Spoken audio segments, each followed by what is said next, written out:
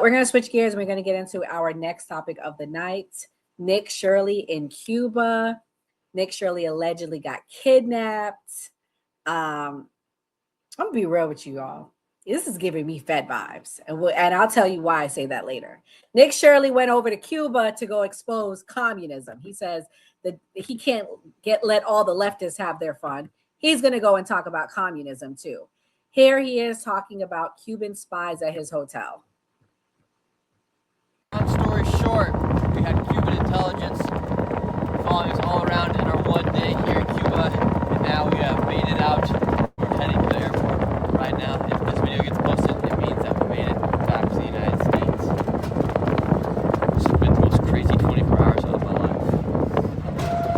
This was the only taxi we could find when we tried to escape the hotel this morning. We had Cuban officials come down and we had to get interviewed.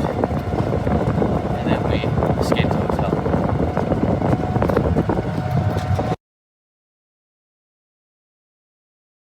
So, Mia, what do you think about him going to go save the Cubans and expose communism? What you think about that? You think the Trump administration sent him down there, or is he a journalist doing the Lord's work? He's a grifter. That's low-hanging fruit. That's low-hanging fruit. Going to Cuba and exposing what? What is there to expose? We know what's happening in Cuba. We have Cubans that are telling us exactly what happened to them, their families, and so on and so forth. Like, I mean, National Geographic goes to Cuba and tells us exactly what's happening. He's just a grifter, and that's a low-hanging fruit. That is like the lowest hanging fruit possible. We already know what's happening in Cuba. I mean, and I'm going to be honest, if the Cuban government was spying on him and wanting him gone, he'd be gone. So, I mean, I feel like sometimes people get this inflated sense of ego thinking that they're like the most important person in a hotel. It's like, you're not, though. You're like, yeah, you're Nick Shirley, but you're not like regular Cubans are walking by. Like, who's this white dude? They don't care. Expose what? We already know what's happening. It's weird to me. It's just low hanging fruit grift. Yeah, I mean, it only gets worse from here. Let's hear what he had to say, detailing his experience. Here we go. All right, depending when this comes out, or if it does, we are currently being tailed by Cuban intelligence here in Havana, Cuba. I came here, I've been wanting to make a video for so long about life in communism and showing people what communism is like in a place like Cuba, for instance. Came here to make this video, and when people think about communism, they typically just think about how communism is supposed to make everything equal, whether it be the amount of money someone makes or how food's distributed and how the markets are then controlled by the government. However, something that people do not think about, including myself, is how in communism they do not have freedom of speech. They don't have freedom of press. And therefore, they want to make sure everything that is posted or out in the world about their country is filtered or censored. So here in Cuba, as soon as I arrived into Cuba, I did everything that you need to do to come into Cuba as far as the documentation that it takes to come into Cuba. Right now, there's a big problem taking place here in Cuba, the largest humanitarian crisis they've had in maybe 50 years. And there's no oil or gas due to the blockade after Trump and the United States took over and captured Maduro. So Venezuela is no longer supporting Cuba with any oil or gas, and that also affects everything that they have, essentially, between whether it be the food or from it being the light and the power shortages here, or just the gas alone. Here in Cuba, you hardly see any cars driving around because nobody can afford gas. For 1 liter of gas, it's $10. Okay, so where am I getting? Where am I getting from here? So I go out at the airport. They seize all of my cameras. They seize both my GoPros, my Meta glasses. These are not my Meta glasses. All my microphones. However, the only thing they don't take is my iPhone camera. That's what I'm filming this on right now. They don't take my iPhone camera, and somehow they didn't get this microphone that was in the very, very bottom of my backpack. So we get out and we go start to make the video asking Cubans about life in communism, showing what's going on with the blockade, showing kind of the downfall of Cuba. One sec, I'm working on getting this out. Right now, we're currently planning our escape route out of Cuba right now, so had to respond to take a message to get out of here somehow.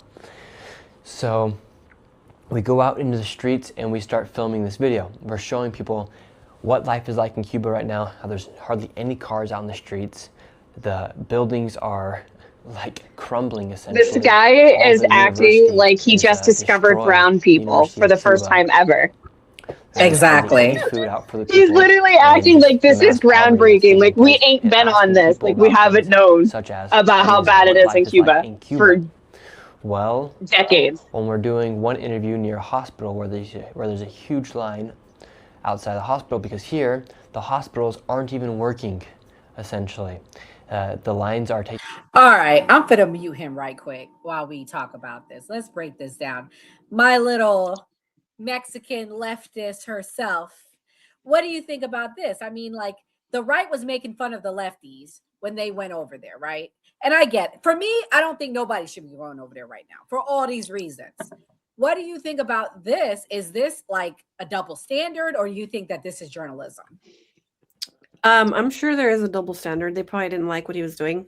He's also over there like mocking them, so they probably felt a little disrespected. Not to say that it's okay. They should have just let him, I mean, run his mouth. I'm just curious as to how he got there, like what visa he got approved or how he was allowed to get into Cuba. That would be curious, because I'm thinking maybe he lied or misled, and then that's why they're trying to get him like, hey, this isn't what you said you were coming over here to do. He's probably posing as a lefty to get in and then go in as a righty. And then also, I love Cuba. Leave Cuba alone, okay? There's been a crippling embargo since, I believe, 1953 on Cuba, and that's the majority of the reason why. Here he is talking about answering your question. In journalist activity. Let me But since we left the airport, we had been getting told, or the word had gotten out that there was a journalist inside of Cuba. There's only 2 flights that come in here every single day. Okay. So it wasn't hard to spot out who the journalist was. And that's what my tourist visa said. That's what my visa said. It said for journalistic activities. So you can come here. There's 12 categories in which you can come, and journalist activities is one of those. So therefore, that is why I came. And right now, it is currently 9:30. And we have Cuban intelligence down in the lobby of the hotel right now, working to essentially try to round us up and potentially imprison us or make it so we cannot leave Cuba.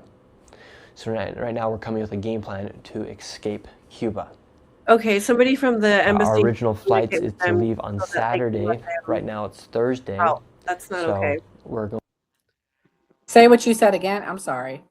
Somebody from the embassy should be in contact with somebody from Cuba so they could let him come back, because that's not okay. I disagree with what you say, but I will defend to the death your right to say it. So, yeah, I'm sure they probably didn't like that he was over there going and making fun of them, but they shouldn't have. He's under lockdown right now. I would be surprised if this turns into like one of those like North Korea incidences where they don't let him go. That would be weird. That would be very bad.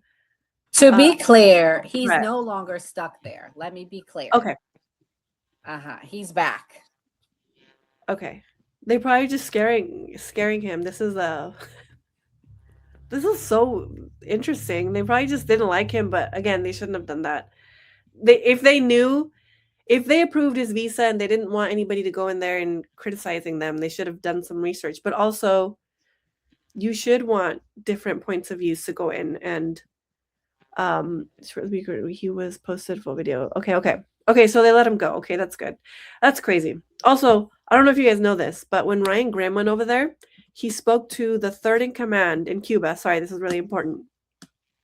Deputy Foreign Minister Carlos Fernandez de Cosio in Havana, and there is a video recorded interview where he stated that Cuba is prepared to discuss compensation for the nationalized property to facilitate the better relations in U.S. investment. So Cuba has said through their deputy foreign minister that they are willing to compensate some of the properties that were seized during the Cuban Revolution and that were then nationalized, to compensate some families for that. They also, and this was groundbreaking, said that they are open to a fluid commercial relationship with U.S. companies and investors, including large-scale infrastructure projects. So Cuba's not fully communist. There's an embargo on that country because they didn't like that a lot of these bourgeoisie, super rich people had a lot of their land confiscated. They wanted to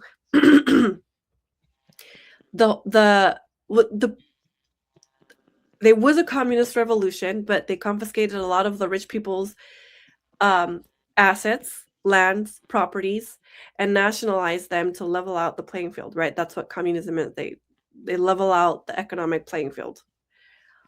They're willing to compensate some of that property that was already seized. They're willing to open trade negotiations with U.S. companies, but the U.S. is ignoring that because they want to coup Cuba, because they want to completely take over the Cuban government, not just have normal relations and diplomacy, which would be better. Honestly, though, Cuba is so close to us. We should. Fuck them. We should. I mean, we should. What we're doing in Iran, we should be doing in Cuba. I agree. Like, we should be doing what we're doing. We should leave Iran alone because we're never going to win that. We should be in Cuba because that's low hanging fruit. That's easy pickings. We could go in there and actually give these people a reason to fucking live, dude. I mean, I'm sorry, but National Geographic has done many, many documentaries on what's happening in Cuba. And I feel incredibly terrible for these people. They're communist government, partial communist government, 2% communist, whatever it is. They screw these people over for decades. What we're doing in Iran, we should be doing in Cuba. Cuba's only 30 miles off the coast of Florida, and it is a national security issue. And we should be securing that landmass, and we should be taking over them and make them another territory like we do Puerto Rico. Would be the intelligent thing to do. It'd be easy for us. It'd be an easy win. And those people honestly need a little bit of American support over there. Intervention never works. It always leaves the people off worse than before. And whenever the U.S. goes in to try to get something out of it, they don't do it for the people. We're friends with worse people. We're not defenders of democracy, and intervention never works. And there are studies that attribute the majority of the poverty and desperation in Cuba has to do with the illegal embargo. If we truly believe that communism would fail, again, they're not fully communist, then we should leave them the fuck alone and let it fail on its own. But the reason why those people are suffering, and they're suffering so much, but see, I don't agree with you, because what's going to happen is eventually China and Russia, they're going to come in and save them. And then once again, we have another Chinese, another country in the Caribbean that China has taken over. I've seen it done in my mother's homeland of Jamaica. They've taken it over, and they're in Jamaica, they at least have some sort of government. They are not as desperate and hungry as Cuba ever was. So I can only imagine when China comes in to swoop in, the amount of spying they're going to allow them to do on us. And I'm saying this, I live in a state that's only 90 miles away from Cuba. I agree with Mia, as the proximity is scary to me. I'm going to let Gray get in here because Gray has been very quiet. He's a Floridian as well. Gray, what do you think about Nick Shirley going over there? And do you think we should help Cuba? I don't know if we should help Cuba, but Nick Shirley credibility is shot because of the cases and the things. Somebody said in the chat that he just goes and tries to get, salacious material. So I feel like his credibility has been shot, but I feel like we previously had good relationship with Cuba when Obama was in office. People was going on cruises, going there and stuff like that.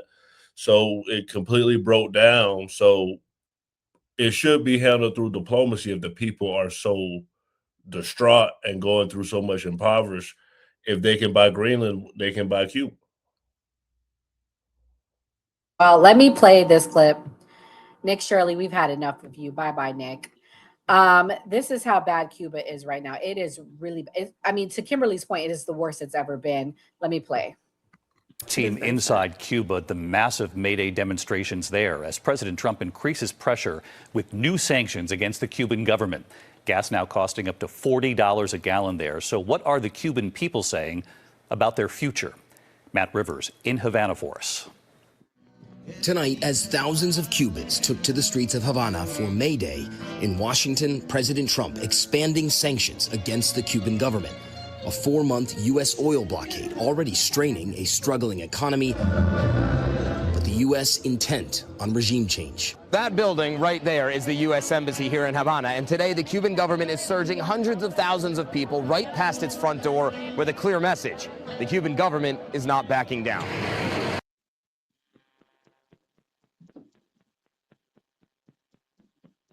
My bad, y'all. I don't know why this video didn't play, but y'all saw how bad it is. I'm gonna play a clip while everybody talks about it.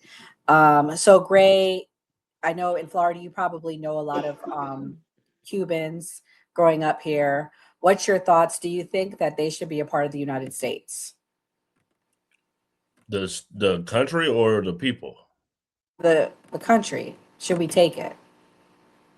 I mean, are we really gonna take Cuba before making Puerto Rico a state? Puerto Rico is a territory. I'm saying to take Cuba and have it be a territory like Puerto Rico. I don't know.